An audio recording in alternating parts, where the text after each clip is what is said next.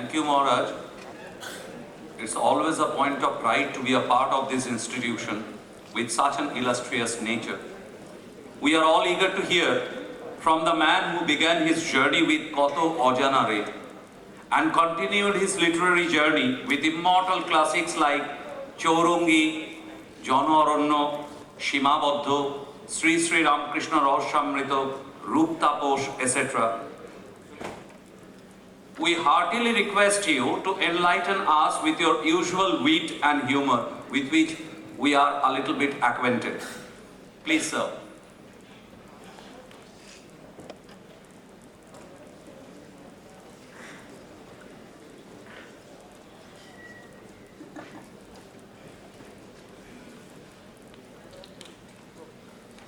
বুঝতে পারছেন একটু নার্ভাস হয়ে পড়েছি, বসে বসেই বলছি আপনাদের অনুমতি নিয়ে।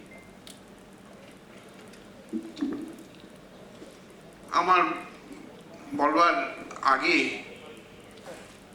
আমি প্রথমেই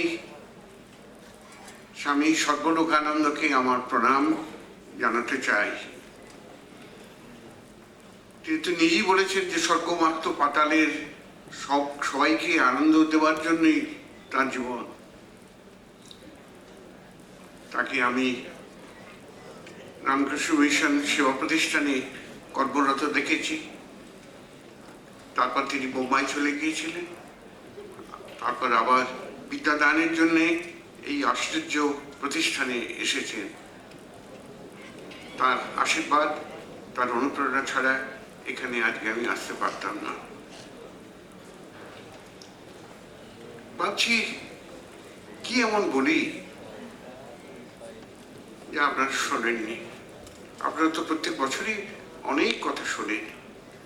আমার শুধু মনে পড়ে যে আমি বিবেকানন্দের নামাঙ্কিত যে ছোট্ট প্রতিষ্ঠান হাওড়ায় পড়াশুনো করেছি, সেখানেও এই প্রাইজ ডিস্ট্রিবিউশন সেরিমনি হতো।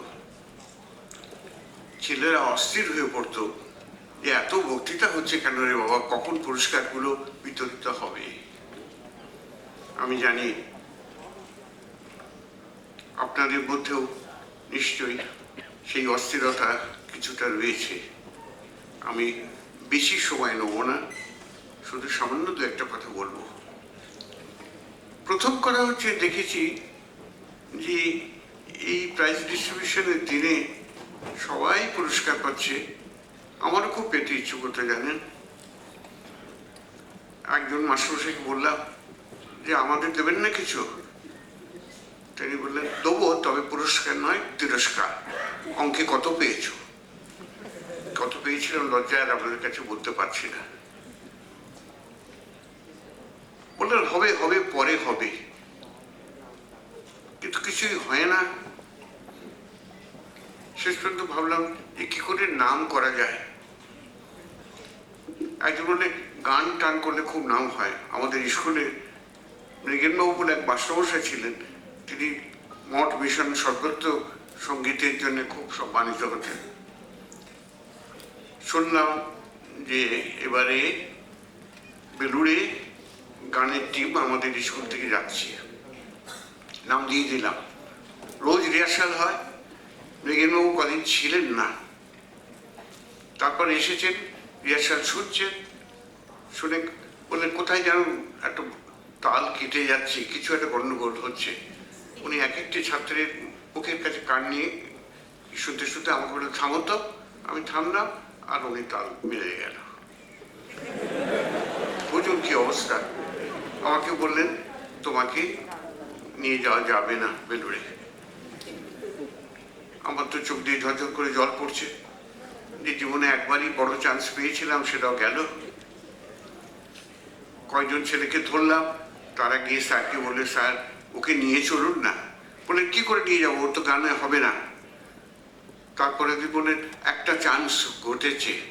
কেন, কি ঘটেছে বলুন না।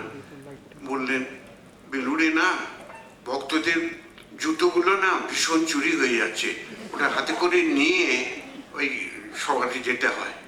মন জুতোতে পড়ে আছে না বক্তৃতা পড়ে যাচ্ছে বোঝা যাচ্ছে না। ওখানে একটা নতুন জুতো ডিপার্টমেন্ট খোলা হচ্ছে, তুমি সেখানে যেতে পারো। বললাম তাই ভালো। জানেন দীর্ঘদিন আমি বেলুড়ে গিয়ে এই কাজটি করেছি। কোন ভক্তের কোন সাইজের জুতো আমার থেকে বেশি খুব কম লোকই জানতো।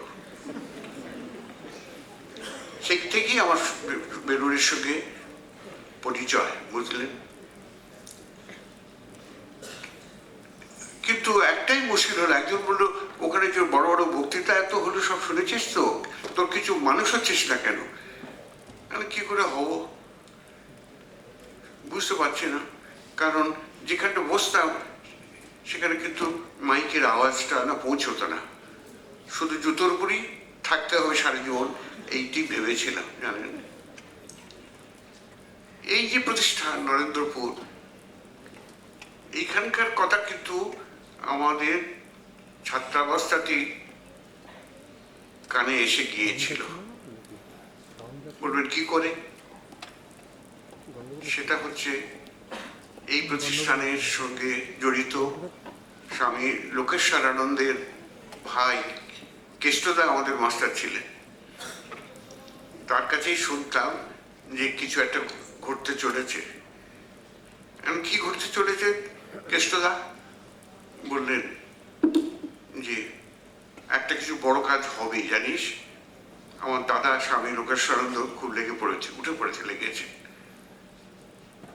আর ভালো কথা, কিন্তু আনন্দের কথা। তারপরে যখন শুনলাম যে এখানে প্রতিষ্ঠান এমন ব্যাপার যে এখানে ঢোকা প্রায় অসম্ভব, দুনিয়ার যত শ্রেষ্ঠ মাস্টার মশাই, যত শ্রেষ্ঠ ছাত্র সব নাকি এখানে সে জড়ো হয়। ওখানে যাওয়া যায়? বলে ভর্তি তো তুমি হতে পারবে না, অঙ্কে তো কোনোদিন পাশ করতে পারোনি, তাহলে কি হবে? বললে শিক্ষক হয়ে যায়। বলে তুই তো শিক্ষক হবে, তুই পারবে না, তুই তো অশিক্ষিত, তাহলে আমার কি হবে? বলে এখানে যাওয়ার একমাত্র পথ আছে ওই পুরস্কার বিতরণী বা অন্য কোনো সভায় যদি নাম হারিয়ে যেতে পারো। জানেন সত্যি কথা বলতে অঙ্কে কোনোদিন জীবনে যে পাশ করা যায় এটা আমার জানা ছিল না। বলে কি করে হলো? মানে যখন ভর্তি হয়েছিলাম বিবেকানন্দ স্কুলের মাস্টারমশাই না আমার কথাবার্তাতে সন্তুষ্ট হয়ে বলেন ওকে আর পরীক্ষা নিতে হবে না, অঙ্ক পঙ্ক করাতে হবে না, নিয়ে দিয়েছিলেন। আর তারপর প্রত্যেকবার এইখানেই একটি কাণ্ড হয়ে যেত, 10-12 বেশি যে পাওয়া যায় এটা আমি জানতাম না, আমার বাড়ির লোকেরাও জানতো না। কিন্তু প্রত্যেকবারই ওই নম্বরটা লিখে নিয়ে, তখন এক নিয়ম ছিল কোশ্চেন করে গায়ে নম্বরটা অ্যান্সারটা লিখে নিয়ে যেত, আমিও নিয়ে যেতাম। মা বাবাকে বলতেন দেখো না কত হবে। বাবা বললেন 80 থেকে 82 পাবে। আমি বললাম না, 84ও হয়ে যেতে পারে। বেরোলো রেজাল্ট, বিশ্বাস করবেন না কার ভুল আমি এখনো জানি না, 10 থেকে 12 বেশি আমার হতো না। বললেন তাহলে কি করে তুমি ম্যাট্রিক পাস করলে? এই প্রশ্নটা অনেকে করেন। ম্যাট্রিক পাস আমি করেছিলাম 3 জনের সহযোগিতায়, মহাত্মা গান্ধী, মোহাম্মদ আলী জিন্না এবং লর্ড লুই মাউন্টব্যাটেন বা মহাত্মা গান্ধী। এরা বললাম আমাদের বেলায় সত্যি কথা বলছি কি 20 নম্বর করে গ্রেস দিয়েছিল অঙ্কে। তার ষাট আমি 30 পেয়ে বেরিয়ে এলাম। আমি আজও বুঝতে পারি না যে কি করে এটা সম্ভব হয়।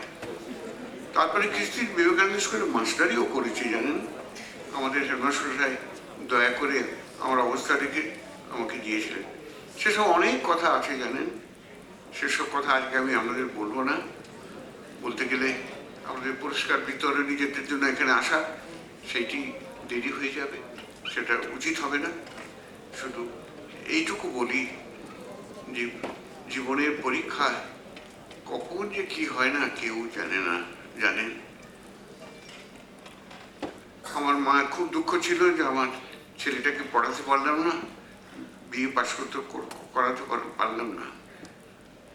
আমি বললাম হবার হলে হবে একদিন, হয়েও গেল। জানেন কি করে কি হলো সেসব একদিন আপনাদের বলবো।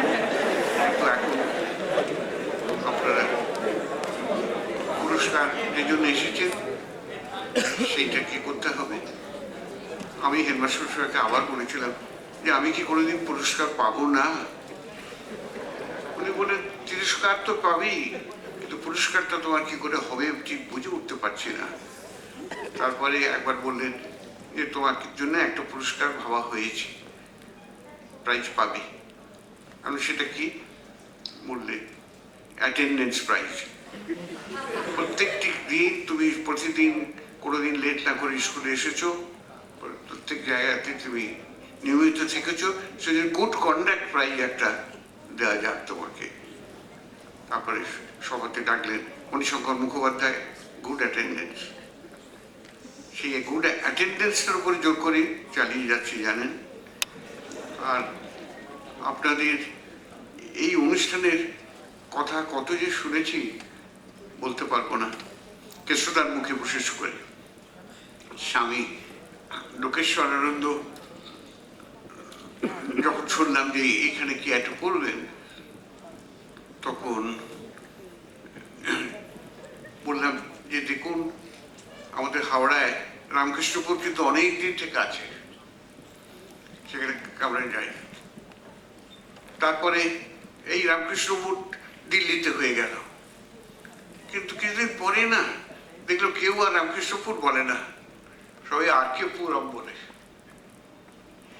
এই এক বাঙালির ভীষণ দোষ। বড় বড় লোকের নাম না বিনয়, বাদল, দীনেশ, মার্গ হয়ে গেল বিভূতি বাগ। সংক্ষিপ্ত করলে অনেক সময় না জিনিস একদম খারাপ হয়ে যায়। সেজন্য এই যে সংক্ষিপ্ত আকারে মানে বই টানে বই, এগুলোর ওপরে কোনোদিন ভালো ছেলেরা নাকি বিশ্বাস রাখে না। স্বামী লোকেশ্বরানন্দ শুনলাম যে আর একটা রামকৃষ্ণপুর করবেন। তারপর একজন বললেন না রে, উনি ভেবে চিনতে ওটা বিবেকানন্দপুরম বোধহয় করছেন। তারপরে বুঝলাম যে উনি আরো দূরদর্শী, উনি বলে দিলেন না এটা নরেন্দ্রপুর হোক। এই নরেন্দ্রপুর যে আমাদের গল্প হবে, এখানে ছাত্রদের অনেককেই আমি চিনি, এখানকার কয়েকজন স্মরণীয় শিক্ষককেও তাদের পদধূলি নেওয়ার সৌভাগ্য আমার হয়েছে। তাই এখানে এসে আমি ধন্য হলাম। আর বিশেষ বাড়াবো না, কারণ আপনাদের যে জন্যে এখানে আসা পুরস্কার বিতরণ সেটা করতে হবে। এবং বলি যে তিরস্কার দিয়ে শেষ করে পুরস্কার পাওয়া যায়, আবার পুরস্কার শেষ করে দিয়ে তিরস্কারেও পৌঁছানো যায়। আপনারা জয়ী হন, শুধু পুরস্কারই পান, তিরস্কার থেকে হন। আমি এখানকার যে বিরক্ত সন্ন্যাসীবৃন্দ রয়েছেন, আমার পাশে আমাদের স্কুলের প্রাক্তন ছাত্র রয়েছেন, স্বামী শিবপ্রদানন্দ, তার পুরুলিয়াতে তিনি বাজে লোকদের নেমন্তন্ন করেন না, বলেন অঙ্কে কত পেয়েছেন সেগুলো পাঠিয়ে দিন, দেখবো কনসিডার করবো। আমি ওকে বলেছি আমি এই বয়সে আর আপনাদের কাছে মার্কশিট দেখাতে পারবো না। আমি বিবেকানন্দের মার্কশিটগুলো একবার খুঁজে বার করেছিলাম জানেন, আমার একটা বইতে লিখেও দিয়েছিলাম, দেখলাম নম্বর খুব কম পেয়েছে। সেই নম্বরগুলো কি আমি লিখে ফেলে না খুব নিন্দিতও হয়েছি জানেন। বেলুর মঠের একজন প্রেসিডেন্ট মহারাজ আমাকে বললেন তুই লেখো ভালো, কিন্তু কার কত নম্বর এসব খুঁজে বার করে কত কি দরকার ছিল। আমি বলতে অনেক চেষ্টা করে এগুলো বেরিয়েছে জানেন। দেখা যাচ্ছে ফেল করলেও ফার্স্ট হওয়া যায়, আবার ফার্স্ট হলেও ফেল করা যায়। আপনারা বিজয়ী হন। আপনারা যে কত ভাগ্য যে আপনারা এই নরেন্দ্রপুরে পড়াশোনা করতে পেরেছেন। আপনারা বিজয়ী হন, এইটুকু বলে আমি শেষ করি, কারণ আসল কাজটা বাকি রয়েছে।